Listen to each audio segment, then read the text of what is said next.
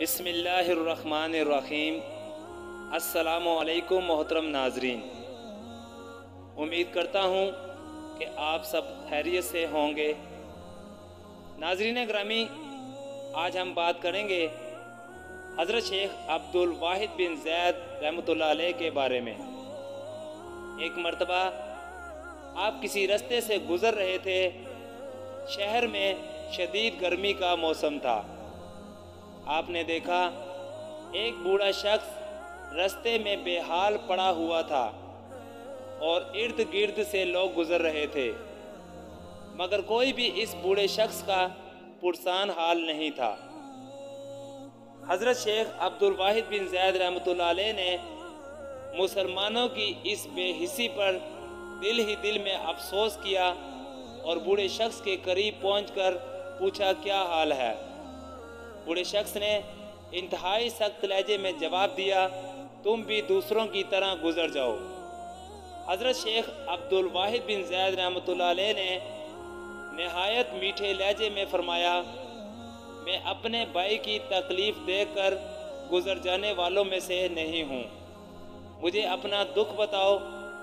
بوڑھا شخص آپ کا اخلاق دیکھ کر رونے لگا، میں ایک بیمار شخص ہوں، دوا کے لیے میرے پاس پیسے نہیں ہیں، اب رستے میں تھک کر گر گیا ہوں تو کوئی اٹھانے والا نہیں۔ حضرت شیخ عبد الواحد بن زید رحمۃ اللہ علیہ نے بوڑھے شخص سے پوچھا، تمہارا کوئی گھر یا آل اولاد نہیں؟ تو بوڑھے شخص نے انتہائی نفرت آمیز لہجے میں جواب دیا، میرا گھر ہے مگر بے گھر ہوں، میرے 3 جوان بیٹے ہیں مگر لا والد ہوں۔ حضرت شیخ عبد الواحد بن زید رحمۃ اللہ علیہ نے کس قدر حیرت زدہ لہجے میں پوچھا، یہ کیسے ممکن ہے کہ ایک شخص کے 3 جوان بیٹے ہوں اور وہ خود کو لاوارث قرار دے دے؟ یکدم بوڑھا شخص رونے لگا، میرے بیٹے اپنی بیویوں کے غلام ہیں، انہی بذات عورتوں کے کہنے پر میرے بیٹوں نے مجھے گھر سے نکال دیا ہے۔ یہ سن کر حضرت شیخ عبد الواحد بن زید رحمۃ اللہ علیہ کا لہجہ اچانک بدل گیا، بڑے صاحب، آج تم کس منہ سے بیٹوں کی شکایت کر رہے ہو؟ کبھی تم بھی کسی کے بیٹے تھے، تم نے جو بویا ہے وہی کاٹ رہے ہو، تمہارے بھی ماں باپ تھے، تم نے انہیں نوکروں کی طرح ایک کونے میں نہیں ڈال دیا تھا؟ تمہاری بیوی ان بزرگوں کے ساتھ بے رحمی کا سلوک نہیں کرتی تھی؟ کیا تم اپنی بیوی کی نازبداری کے لیے یہ سب کچھ برداشت نہیں کرتے تھے؟ اللہ تعالیٰ کے ہاں تو پورا پورا انصاف ہے، یہ اس کے انصاف کی پہلی قسط ہے، آخری قسط تو تم کو حشر کے میدان میں ادا کرنی ہوگی۔ یہ سنتے ہی بوڑھا شخص چیخ اٹھا، یقیناً تم اللہ کے ولی ہو، ورنہ میرے ماضی کے پوشیدہ رازوں سے کس طرح باخبر ہوتے؟ حضرت شیخ عبد الواحد بن زید رحمۃ اللہ علیہ نے نہایت عاجزانہ لہجے میں جواب دیتے ہوئے کہا، میں اس کی دوستی کے قابل کہاں، بس یہی اس کا سب سے بڑا کرم ہوگا کہ وہ مجھ گناہگار کو معاف فرما دے۔ یہ کہہ کر حضرت شیخ عبد الواحد بن زید رحمۃ اللہ علیہ چلنے لگے تو اس بوڑھے شخص نے فریادی لہجے میں پکار کر کہا، تمہیں اللہ کا واسطہ مجھے اس حال میں چھوڑ کر مت جاؤ۔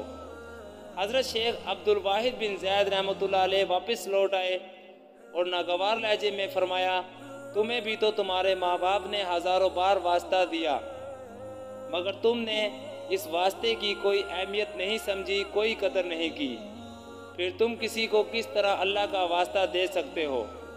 بوڑھا شخص زاروں قطار رونے لگا، میں تو نادان بے خبر تھا، اس لیے اللہ کو نہیں جانتا تھا، مگر تم اللہ کو خوب جانتے ہو، اس لیے اسی کی خاطر مجھ پر رحم کر دو، ورنہ میں اسی طرح ایڑیاں رگڑ رگڑ کر مر جاؤں گا۔ حضرت شیخ عبد الواحد بن زید رحمۃ اللہ علیہ نے زیر لب کچھ پڑھا اور بوڑھے شخص پر دم کر دیا۔ پھر دیکھتے ہی دیکھتے وہ بوڑھا شخص اٹھ کر بیٹھ گیا۔ جس بیماری نے اسے تھکا ڈالا تھا اب اس کے آثار تک نہیں تھے۔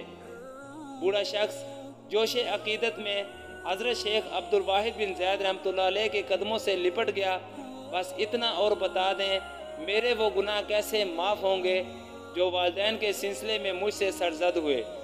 हज़रत शेख अब्दुल वाहिद बिन ज़ैद रहमतुल्लाह अलैह ने फरमाया, पाबंदी से नमाज पढ़ो और हर नमाज के बाद अपने वालिदैन के लिए दुआए इस्तग़फ़ार करो।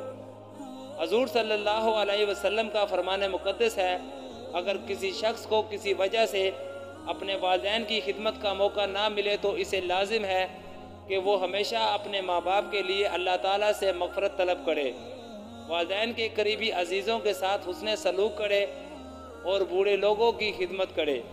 ये कहकर हज़रत शेख अब्दुल वाहिद बिन ज़ैद रहमतुल्लाह अलैह अपनी अगली मंजिल की तरफ रवाना हुए। बूढ़ा शख्स सेहतियाब हो गया, मगर वो इस कश्मोकश में मुब्तला था कि अपने घर किस तरह जाए, कि वहाँ इसकी कोई इज्जत नहीं थी। अचानक इसने एक नाकाबिले यकीन मंजर देखा। इसके तीनों बेटे शदीद बेकरारी के आलम में अपने बाप को ढूंढते फिर रहे थे। जैसे ही इनकी नज़र अपने बाप पर पड़ी तो वो दीवाना वार आगे बढ़कर बूढ़े से लिपट गए।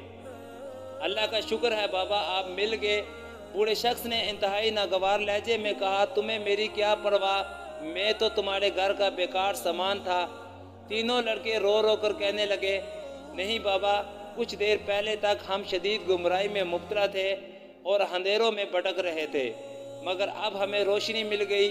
हम पहचान गए कि आप हमारा सबसे कीमती सरमाया हैं।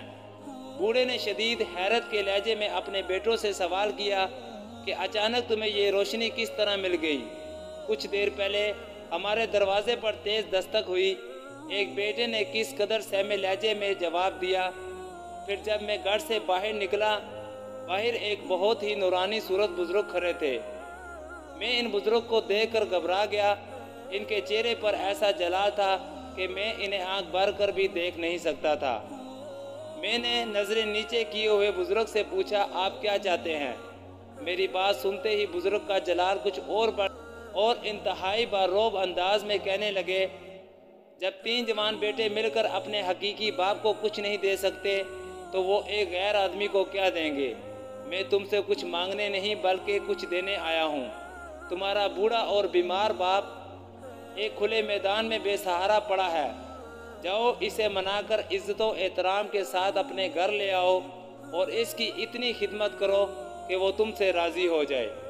और अगर तुमने ऐसा नहीं किया तो फिर अज़ाब इलाही का इंतज़ार करो, जो बहुत जल्द इस पूरे घर को तबाह बर्बाद कर देगा। ये कहकर वो बुज़ुर्ग चंद कदम आगे बढ़े और फिर नज़रों से गायब हो गए। हमें माफ़ कर दें बाबा कि हम बड़ी गलती पर थे। तीनों बेटे बाप के कदमों से लिपटे हुए माफ़ी मांग रहे थे और वो बूढ़ा शख्स हज़रत शेख अब्दुल वाहिद बिन ज़ैद रहमतुल्लाह अलैह के तसव्वुर में गुम था। मोहतरम नाज़रीन, उम्मीद करते हैं आज की हमारी वीडियो आपको पसंद आई होगी। अगर आपको हमारी वीडियो अच्छी लगी है तो हमारे चैनल को लाइक, शेयर और सब्सक्राइब करें और घंटी के बटन को दबाएं ताकि हमारी हर आने वाली वीडियो आप तक बआसानी पहुंच सके। अगली मर्तबा एक नई वीडियो के साथ आपकी खिदमत में हाजिर होंगे। तब तक के लिए इजाज़त चाहते हैं। अल्लाह।